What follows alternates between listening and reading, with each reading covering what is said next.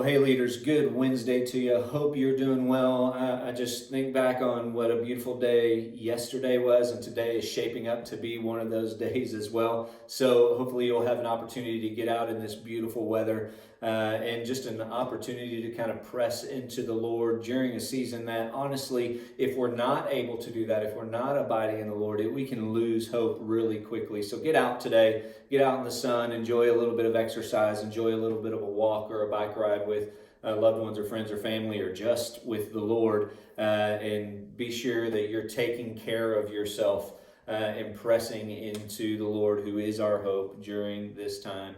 Hey, just wanted to remind you, if you have not yet signed up for a Zoom account, I'm going to encourage you to go on and do that today. It's not a long process. It's not a difficult process. And honestly, it's going to help you a lot for our meeting on Sunday, which will be CGs at 2 p.m., ABFs at 3 p.m. If you've already signed up for an account, that's just going to put you that much farther ahead as we're walking through the process of how to use Zoom to best connect with your groups. And again, the reason that we're using this platform is a way to help you to connect to your group. We want you to be able to reach out in a way that sometimes you just can't do on a phone call. Sometimes you just can't do on a text message. So the idea of using Zoom is actually the idea of fellowship. We can see everyone's face, even if we're not able to be in the same place. And so go ahead and go sign up for that today, and be sure that you tune into our meeting on Sunday in order to learn how to best utilize it for your group. Some of you, if you've already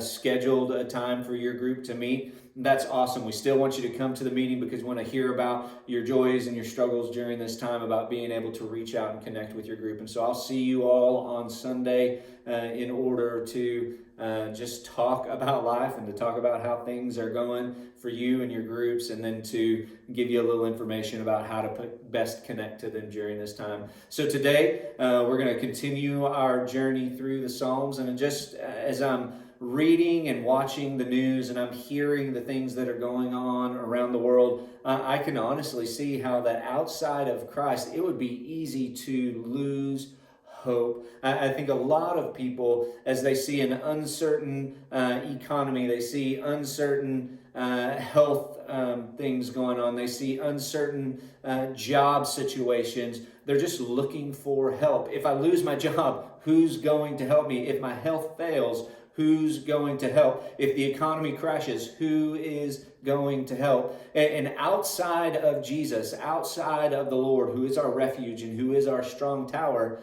I'm not sure that there is a lot of help. Now, we can be altruistic and we can help each other as best we can, but ultimately, the one who is sovereign and sits above and over all of it is the only one who can help during this time. And so today, as we read, I want us to be encouraged that our help is in the Lord. So Psalm 124 says this: "If it had not been for the Lord who was on our side, let Israel now say, if it had not been the Lord who was on our side, when people rose up against us, when they would have swallowed us up alive, when their anger was kindled against us, then the flood would have swept us away, and the torrent would have gone over us.